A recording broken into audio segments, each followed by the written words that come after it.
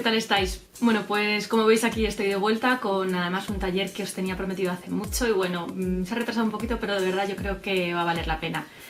¿Para quién va este taller? Bueno, pues yo sé que muchos de vosotros sois muy aficionados a la fantasía y a la ciencia ficción y de hecho sé que escribís mucho sobre este género.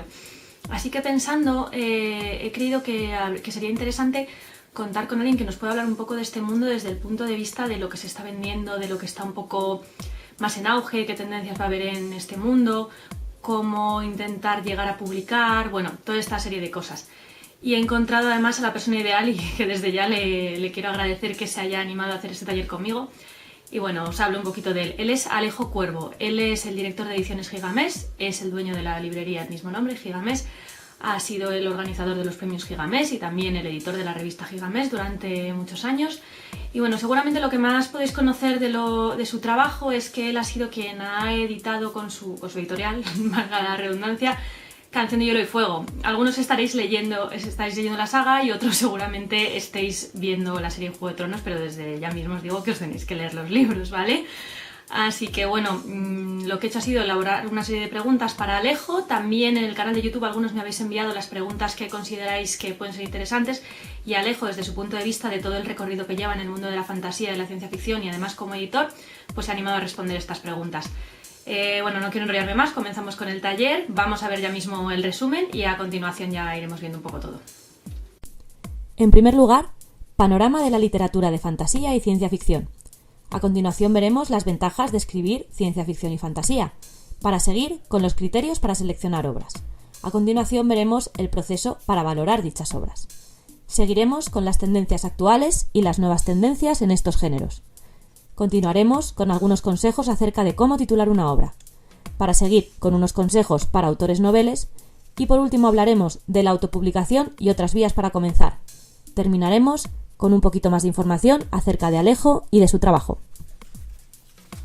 Bueno, pues todos estos son los puntos que vamos a tratar y comenzamos ya mismo. ¿Cuál es el panorama actual de la fantasía y la ciencia ficción? ¿Crees que es un mundo donde es más difícil hacerse un hueco? Son géneros que están cobrando más fuerza que nunca, que se publica más ciencia ficción y fantasía que nunca y que su popularidad sigue creciendo. Años atrás eran aficiones minoritarias y miradas así con un poquito de recelo, incluso te diría por la inmensa mayoría de la gente.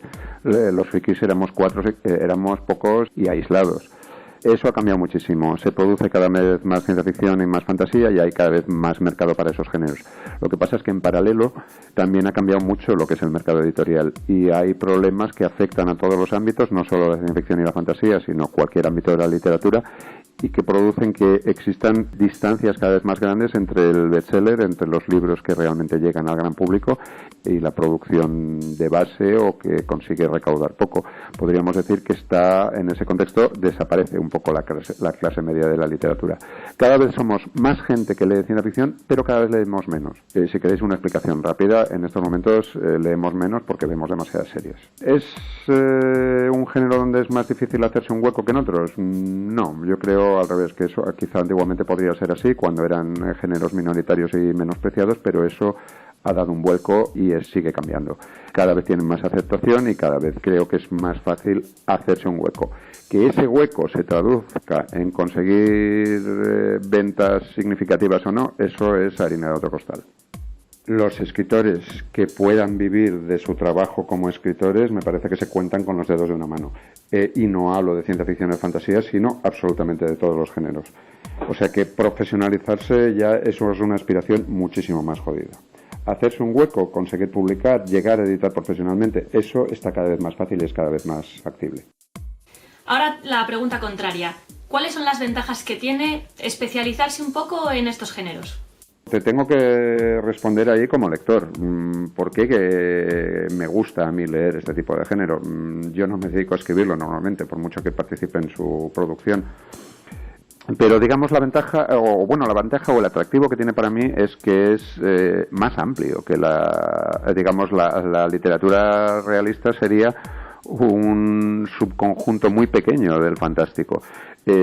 Siempre suponiendo además que se pueda considerar que tal cosa como el realismo o una literatura objetiva pudiera existir. De todas formas, digamos, quitando los territorios limítrofes, La ciencia ficción en particular, como instrumento es muy versátil para la crítica social, para hacernos entender el mundo, para poner en entredicho nuestros prejuicios. Y a mí siempre me ha resultado muy satisfactoria y me ha aportado muchas cosas a mi formación.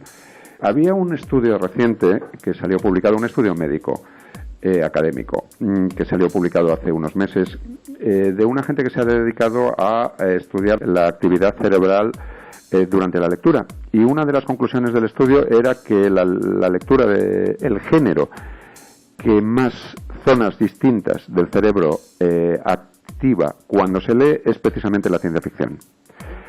A mí, francamente, ese resultado no me sorprende. Y desde el punto de vista de la complejidad narrativa que se trata de establecer, que tienes que inventarte cosas que no existen, que son fantásticas, y al mismo tiempo conseguir que sean verosímiles, y en el caso de la ciencia ficción, que sean incluso plausibles o presentadas de una forma racionalista, eso es un ejercicio bastante más complicado, y la prueba es que el lector tiene que poner muchas más zonas de su cerebro a trabajar mientras lo consume. A ver, creativamente se supone que todo eso son ventajas, que tienes un aparato más potente entre manos que te va a poder permitir hacer más cosas. Como editor y como librero, ¿qué cualidades crees que tiene una buena obra de fantasía o de ciencia ficción? ¿En qué te fijas tú? ¿Cuáles son, crees tú, las características que tiene una obra que puede llegar a tener éxito? En la librería no seguimos ningún criterio, excepto el de ser una librería especializada. Ahí lo único que miramos es que los libros que tengamos sean o de ciencia ficción, o de fantasía, o de terror, o del género fantástico en general, o relacionados con él. Es el único criterio. Y a partir de ahí intentamos tenerlo todo. O sea, no hay ninguna criba por otros conceptos, y intentamos tener toda la oferta editorial, tanto de independientes como de editoriales grandes que hay en el mercado, y al mismo tiempo todo lo que históricamente se ha producido en España. En la librería tenemos, prácticamente la historia de la ciencia ficción en España a la venta en todo momento. Como editor es distinto, no tengo la capacidad de publicarlo todo y tengo que escoger. Pero de todas formas el criterio último es muy sencillo. Publico básicamente lo que me gusta. Si una obra me funciona, me enamoro de ella, pues soy como cualquier otro aficionado. Las cosas que más te gustan, quieres que haya más gente que las conozcas y te vuelves proselitista. Y básicamente los libros que publico son los que más me han gustado y he tenido oportunidad de contratar. Evidentemente, en función del libro y dada mi experiencia lectora y en el mundo editorial, me ceñiré luego a la hora de decidir el tiraje o en qué condiciones publico el libro a las posibilidades que yo a priori creo que pueda tener, y procuro no tirar la casa por la ventana ni hacer ninguna locura. Trabajo con tirajes muy ajustados y normalmente, pues no hay grandes errores. Las cualidades de una buena obra, todas y ninguna. Es muy difícil de concretar el que me gusta de una obra. Por un lado, soy consciente de que soy un lector que necesita una cierta textura emocional en lo que lee, que necesita proyectarse en los personajes y que esos personajes me tienen que importar. Si no, una novela francamente puede aburrirme por bien escrita que esté. Por lo demás, ¿qué cualidades busco? Pues muchas veces hay una componente ideológica que trabaja, que la literatura sea subversiva, para mí siempre es un valor añadido, que me haga dudar, reflexionar sobre cosas que doy por supuestas, que me abra los ojos a cosas que no conocía. Todo eso está muy bien. Por otro lado, ojo, la componente estilística con los años he descubierto que también tiene mucha importancia. Un señor que no se tome la molestia de escribir bien, de evitar las ambigüedades, de que la redacción sea clara, de que haya incluso una chispa de estilo o de gracia. Cuando llevas muchas lecturas a cuestas, si no te dan eso, difícilmente una obra te puede también arrastrar. Todo suma, en realidad. No hay ningún elemento que pese sobre todos los demás, y en última instancia el juicio es puramente subjetivo. Dependerá de todo el bagaje de lecturas que tengo yo a cuestas y de cómo impacte respecto a eso cualquier nueva lectura. Como editor, ¿sigues algún proceso para valorar las obras? Es decir, ¿puedes explicarnos un poco en qué es en lo que te fijas? ¿Existe algún proceso para valorar obras? No, en general no. Siempre tengo más cosas para contratar o que me gustaría publicar que nada. En el fondo digo, ¿qué puedo escoger por las circunstancias que sean? Puede depender incluso de si en algún caso, si tengo un traductor del que estoy muy contento y que trabaja bien, que él es particularmente fan de un autor, pues también voy a tener eso en cuenta a la hora de hacer la contratación. Por lo demás, en algunos casos recurro a lecturas de terceros para desbrozar algo de material, pero en última instancia, antes de tirar un libro adelante, dependerá sobre todo de si consigue convencerme. Ahora me gustaría pedirte que nos hagas un poquito de visionario como persona que conoce este mundo. Dentro de la fantasía y la ciencia ficción hay muchos subgéneros. ¿Cuáles crees que son los que van a ser tendencia? ¿Cuáles crees que van a ir gustando cada vez más y van a tener más lectores? Y por el contrario, ¿cuáles crees que puede que estén cerca de pasar de moda? La tendencia principal es la atomización de la oferta. De cualquier subgénero, de cualquier tema que puedas pensar y de cualquier nicho, lo más pequeño que pueda parecernos, se están produciendo más y más obras y se están subdividiendo y especializando cada vez más, al mismo tiempo que hay mezclas también de géneros y otras cosas. Hay una oferta cada vez más enorme, más atomizada, más variada y con nichos cada vez más especializados, incluso de gente que les gusta una cosa muy particular. Y eso en general, esa tendencia va a seguir así. Eso supongo que va parejo junto con el crecimiento de la red y el crecimiento de las comunicaciones, de las redes sociales también. Por otra parte, a un nivel más concreto, en los últimos años ha habido quizá dos fenómenos destacables en el género, que han sido los zombies y el steampunk. Los zombies surgieron un poco como una moda, como una cosa más que se lanza al mercado, pero ha habido sitios, países, mercados, en los que ha ido un poco más allá de eso. En España no había pasado nunca, por ejemplo, y la literatura de zombies, de la mano de Dolmen en particular, ha hecho cantera de autores. Ha habido mucha gente inédita que ha empezado a publicar en esa colección, que se ha dado allí, y ha abierto un mercado con autores nacionales donde antes no existía nada. Eso ha sido muy característico de España, eso no se ha producido en casi ningún otro mercado. Y llama la atención que el otro mercado donde sí ha ocurrido sea Grecia, precisamente. Es muy posible que hayan motivos socioeconómicos detrás de eso y que puedan explicar esas circunstancias. De la misma forma, el auge del steampunk crece y evoluciona al mismo tiempo que el neoliberalismo avanza en el mundo, al mismo tiempo que los centros comerciales de las ciudades se vuelven todos clónicos.